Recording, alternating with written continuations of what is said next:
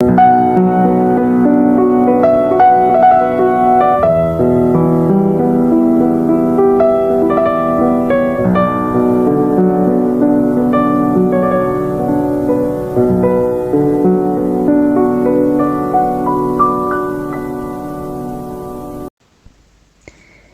construcción de un nuevo mundo, de Amin Egea, capítulo 17. Tras su liberación y transcurrido un tiempo prudente, Abdul-Bahá se trasladó a la vecina ciudad de Haifa, donde las condiciones para su salud eran mucho mejores que en Acá, y donde, más importante aún, tuvo la oportunidad de supervisar la finalización de la construcción de la tumba del Bab. Desde su ejecución en 1850, el cuerpo del heraldo de la fe Bahá'í había estado escondido en diferentes ubicaciones de Persia, a resguardo de los ataques de los fanáticos enemigos de la joven religión. Unos años antes de su fallecimiento, Bahá'u'lláh dio instrucciones precisas a Abdul-Bahá sobre cuál debía ser el lugar en el que debían enterrarse los restos mortales del Bab. La ubicación escogida se emplaza en la ladera norte del Monte Carmelo, a una altura desde la que se puede divisar toda la bahía de Haifa y la ciudad de Acá. El lugar había sido considerado como sagrado por egipcios, cananeos y después judíos. Incluso el filósofo Pitágoras moró en sus grutas por considerarlo un lugar sacro. Fue en el Monte Carmelo donde habitó el profeta Elías y después de él su sucesor Eliseo. Refiriéndose al mismo lugar, el profeta Isaías anunció: «Ellos verán la gloria del Señor, la majestad de nuestro Dios». Siguiendo las instrucciones recibidas de su padre, en 1899 Abdul-Bahá logró que los restos del Bab fueran trasladados secretamente a Tierra Santa. Inmediatamente se inició el proceso para la construcción de la edificación que albergaría tan preciosas reliquias. En 1909, coincidiendo con el Año Nuevo Bahá'í, Abdul-Bahá encabezó la emotiva ceremonia en la que se dio sepultura definitiva al cuerpo del Bab. La nueva situación de libertad permitió también a Abdul-Bahá iniciar uno de los episodios más extraordinarios de su vida. El 20 de agosto de 1910, Abdul-Bahá abandonaba Haifa rumbo a Port Said, Egipto. Se daba así inicio a un periplo que se prolongaría por más de 3 años y que le llevaría a visitar países y territorios repartidos en 3 continentes. La noticia de que Abdul-Bahá había salido por fin de Tierra Santa levantó una fuerte expectación y numerosas organizaciones, instituciones y personalidades le extendieron invitaciones para que visitara sus sedes o se dirigiera a sus miembros. Theodore Roosevelt, el expresidente de los Estados Unidos, quien llegaría a conocer a Abdul-Bahá personalmente y cuya hija asistió a algunas de sus conferencias, afirmó estar extraordinariamente impresionado por la enseñanza de Abdul-Bahá y expresó su convencimiento de que su mensaje contribuiría a la paz mundial. También en algunos círculos religiosos, la posible visita de Abdul-Bahá generó un gran interés. En Europa, por ejemplo, el editor del Christian Commonwealth en Londres, posiblemente el periódico religioso más leído del Reino Unido, escribió un telegrama a Abdul-Bahá en el que se mostró ansioso por cooperar en la gran tarea por la unidad y la fraternidad de todos los pueblos. Durante el periodo de sus viajes, Abdul-Bahá ofreció centenares de charlas. Fue invitado a conferenciar en las universidades de Oxford, Stanford, Columbia, Howard y Clark, entre otras. Habló desde los púlpitos de al menos 40 iglesias, 3 sinagogas y una mezquita. Participó igualmente en las convenciones anuales de 4 organizaciones nacionales, en una conferencia internacional, y envió mensajes a 3 congresos universales de los que tuvo que excusar su asistencia. Entre las entidades locales o nacionales para las que conferenció se encontraban sufragistas, pacifistas, activistas de los derechos civiles, esperantistas y diferentes organizaciones liberales cristianas, así como congregaciones de musulmanes, judíos, budistas, hindús o zoroastros. La cifra de asistentes a estas conferencias, sin tener en cuenta las personas que lograron escucharle en entrevistas y en reuniones privadas, sobrepasa muy posiblemente las 100.000.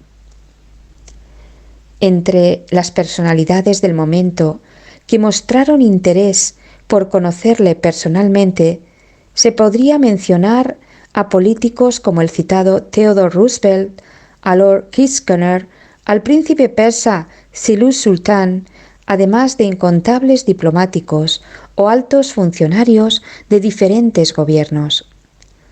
También se entrevistó con líderes religiosos como el archidiácono Wilberforce, Reginald Campbell o Charles Warner, entre otros.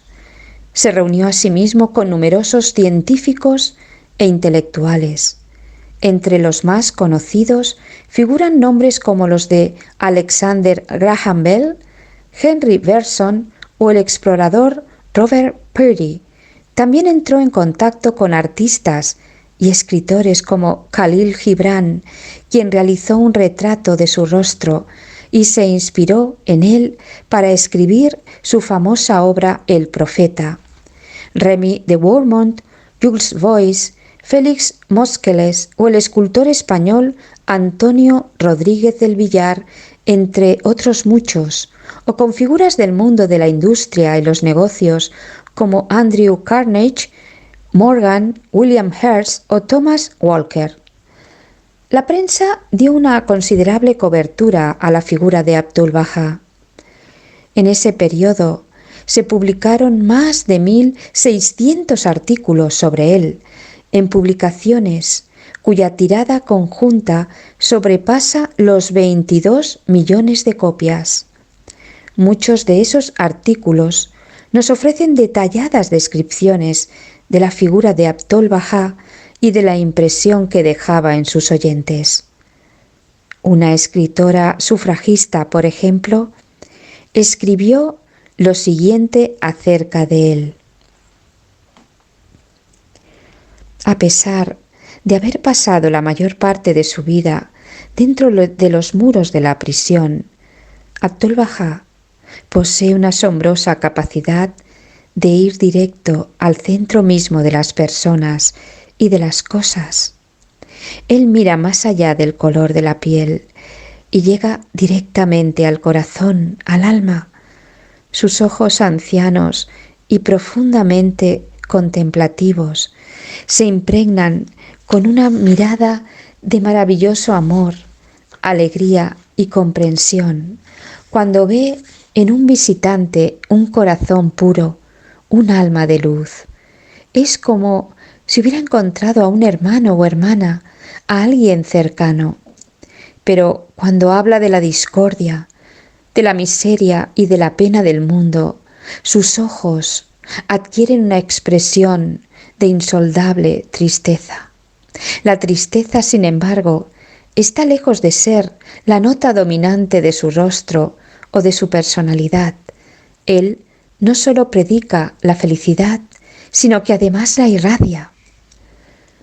La periodista Felicia Scudder, pupila del famoso editor británico William Stead, conoció en 1911 a Abdu'l-Bahá en Londres y, al igual que su mentor, sintió una gran fascinación por él.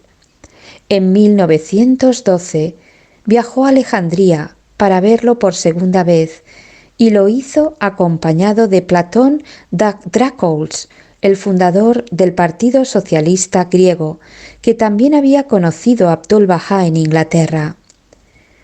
En su diario, Scudder dejó para la posteridad la siguiente descripción del maestro. De estatura media y complexión amplia, aún así, en ocasiones, da la impresión de ser alto y es innegablemente imponente. Sus ojos grises son inusualmente expresivos. En momentos de emoción se vuelven oscuros y la penetrante intensidad de su mirada se hace profunda.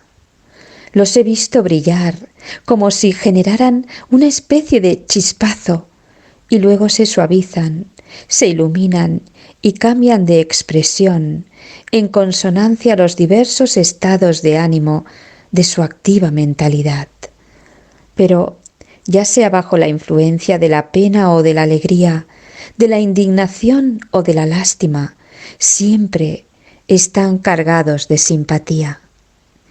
Quien no conoce ni una palabra del persa puede captar las emociones de su alma observando las luces y sombras de sus ojos. Cuando, como sucede a menudo, los cierra, entonces basta con seguir los movimientos de sus no menos extraordinarias manos. En el transcurso de una entrevista con una publicación de la época, otro británico daría la siguiente descripción de Abdu'l-Bahá. Permítame intentar ofrecerle una semblanza de él. Tiene 65 años, es de mediana estatura y de presencia imponente, larga barba y cabello plateado, ojos azules y grises, frente refinada, porte extraordinario y una voz dulce pero poderosa. Cuando le vi, vestía una túnica de color blanco crema y un turbante persa blanco. Inmediatamente uno puede sentir que tiene ante sí a un maestro de hombres y a una maravillosa personalidad espiritual.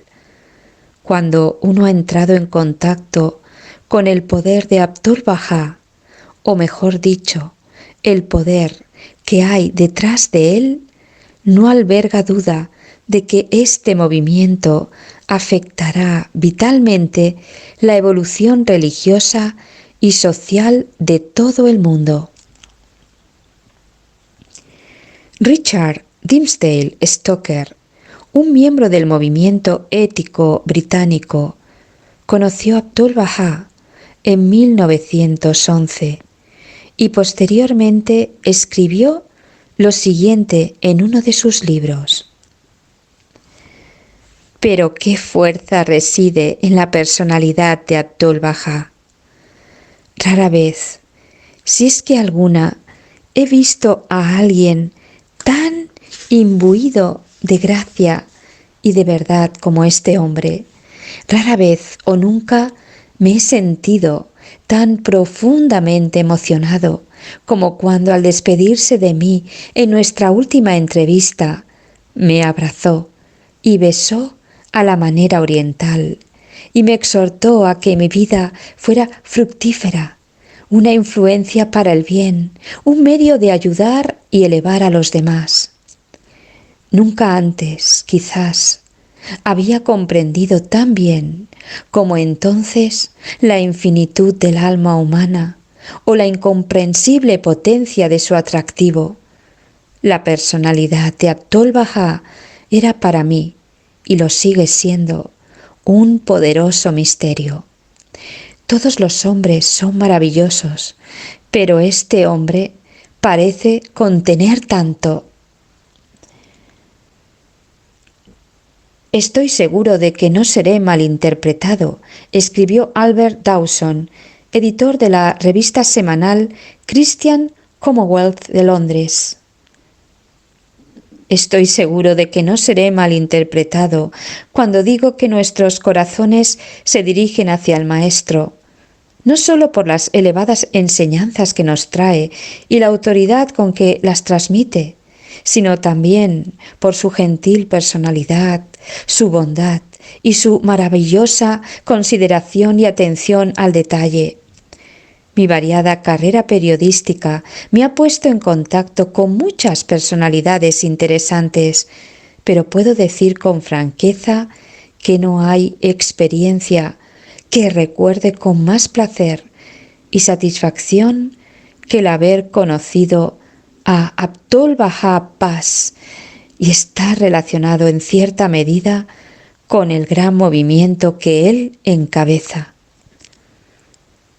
Más allá del impacto que causó Abdul-Bahá con su magnética personalidad en las personas que le conocieron, lo realmente extraordinario del episodio de sus viajes es la valentía y el tesón con los que se dirigió al mundo y se enfrentó a las grandes injusticias de su época y también de la nuestra, como son el racismo, el sexismo o las guerras, entre otras muchas, compartiendo amorosamente las soluciones contenidas en los escritos de Bahá'u'lláh para aliviar las dolencias que afligen al mundo e invitando a la humanidad a alcanzar mayores niveles de entendimiento espiritual.